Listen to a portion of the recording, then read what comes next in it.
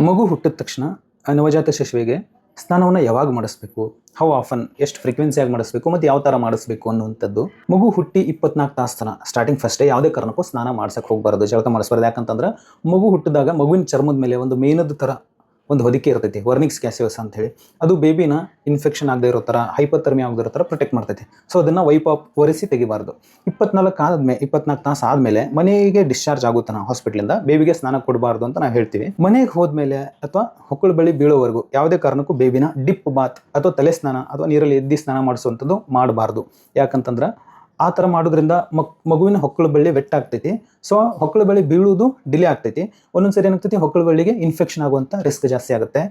ಅದರಿಂದಾಗಿ ಹೊಕ್ಕಳ ಬಳ್ಳಿ ಬೀಳೋವರೆಗೂ ಮಗುಗೆ ಪೂರ್ತಿ ಸ್ನಾನ ಮಾಡಿಸಿದೆ, ನೀರಲ್ಲಿ ಎದ್ದಿ ಸ್ನಾನ ಮಾಡಿಸಿದೆ, ಸ್ಪಾಂಜಿಂಗ್ ಬಾತ್ ಮಾಡಿಸಿ ಅಂತ ಹೇಳ್ತೀವಿ. ಸ್ಪಾಂಜಿಂಗ್ ಬಾತ್ ಅಂತಂದ್ರೆ ಮಗುವಿನ ಬಿಸಿನೀರಲ್ಲಿ ಕಾಟನ್ ಅರ್ಬಿ ಎದ್ದಿ ತಲೆದಿಂದ ಕಾಲ್ತನ ಒರೆಸುವಂಥದ್ದು. ಒಂದು ಸರಿ ಹೊಕ್ಕಳ ಬಳ್ಳಿ ಬಿದ್ದ ಮೇಲೆ ನಾವು ಮಗುಗೆ ಪೂರ್ತಿ ಸ್ನಾನ ಮಾಡಿಸ್ಬೋದು. ಆದ್ರೆ ನೀರಿನ ಟೆಂಪ್ರೇಚರ್ ಉಗುರು ಬೆಚ್ಚಗೆ ನೀರು ಇರಬೇಕು ಅಂತ ಹೇಳಿ. ಭಾಳ ಬಿಸಿನೂ ಇರಬಾರ್ದು, ಭಾಳ ತಣ್ಣಗಿರಬಾರ್ದು. ಭಾಳ ಬಿಸಿ ಇದ್ರೆ ಸ್ಕಿನ್ ಇರಿಟೇಷನ್ ಆಗುತ್ತೆ, ಬರ್ನ್ ಆಗೋ ಚಾನ್ಸ್ ಇರುತ್ತೆ. ಭಾಳ ತಣ್ಣಗಿತ್ತಂದ್ರೆ ಬೇಬಿ ಹೈಪೋಥರ್ಮಿಯಾ ಆಗ್ತೈತಿ. ಉಗುರು ಬೆಚ್ಚಗೆ ನೀರು 37 38 ಡಿಗ್ರಿ ಸೆಲ್ಸಿಯಸ್ ಟೆಂಪ್ರೇಚರ್ ಇರತಕ್ಕಂಥ ಬಿಸಿನೀರಿನಾಗ 5 ರಿಂದ 10 ನಿಮಿಷ ಜಾಸ್ತಿ, ಅದಕ್ಕಿಂತ ಜಾಸ್ತಿ ಮಾಡಿಸ್ಬಾರ್ದು. ನಾರ್ಮಲಾಗಿ ಬೇಬಿ ಸೋಪ್ಸ್ ಬರ್ತಾವೆ, pH 5.5 ಅಥವಾ ಸಿಂಡೆಂಟ್ ಬಾರ್ಸ್, ಫ್ರಾಗ್ನೆನ್ಸ್ ಫ್ರೀ ಇರ್ತಕ್ಕಂಥ ಬೇಬಿ ಸೋಪ್ಸ್ ಅಥವಾ ಬೇಬಿ ಶಾಂಪು ಯೂಸ್ ಮಾಡ್ಬೋದು. 5 ರಿಂದ 10 ನಿಮಿಷ ಸ್ನಾನ ಮಾಡಿದ್ಮೇಲೆ ಇಮಿಡಿಯೇಟ್ಲಿ ಬೇಬಿನ ಕ್ಲೀನಾಗಿ ಡ್ರೈ ಮಾಡಿ 1 ಅಥವಾ 2 ಪದ್ರ ಬಟ್ಟೆಯಲ್ಲಿ ಕವರ್ ಮಾಡಿ ಬೆಚ್ಚಗಿಡಬೇಕು. ಅದಾದಮೇಲೆ ಬೇಬಿಗೆ ಹೌ ಫ್ರೀಕ್ವೆನ್ಸಿ, ಎಷ್ಟು ಆಫನ್ ಆಗಿ ನಾವು ಸ್ನಾನ ಮಾಡಿಸ್ಬೋದು, ಡೈಲಿ ಮಾಡಿಸ್ಬೋದಾ? ಡೈಲಿ ಮಾಡಿಸೋದ್ರಿಂದ ಏನಾಗ್ತೈತಿ, ಬೇಬಿದ ಚರ್ಮ ಭಾಳ ಸೂಕ್ಷ್ಮ ಇರ್ತೈತಿ, ಡ್ರೈ ಔಟ್ ಆಗ್ತೈತಿ. ಸೊ ಅದಕ್ಕೆ ನಾವು ಏನು ಹೇಳ್ತೀವಿ ಡಾಕ್ಟರ್ಸ್, ಪಿಡಿಯಾಟ್ರಿಷನ್ಸ್ ಅಂದ್ರೆ ಬೇಬಿಗೆ ವಾರದಾಗ 1 ಸರಿ 2 ಸರಿ ಅಥವಾ ಮ್ಯಾಕ್ಸಿಮಮ್ 3 ಸರಿ ಸ್ನಾನ ಮಾಡಿಸ್ಬೇಕು 1 ವರ್ಷ ಆಗುತ್ತಾನ. ಅದಾದಮೇಲೆ ನಾರ್ಮಲಿ ನಾವು ಹೇಗೆ ಮಾಡ್ತೀವಿ ನಮ್ಮ ಪ್ರಾಕ್ಟೀಸ್ ಪ್ರಕಾರ ಮಾಡಿಸ್ಬೋದು. ವಾರಕ್ಕೆ 2 ಅಥವಾ 3 ಸರಿ ಮ್ಯಾಕ್ಸಿಮಮ್ ಸ್ನಾನ ಮಾಡಿಸ್ಬೇಕು, ಅದಕ್ಕಿಂತ ಹೆಚ್ಚು ಮಾಡಿಸ್ಬಾರ್ದು.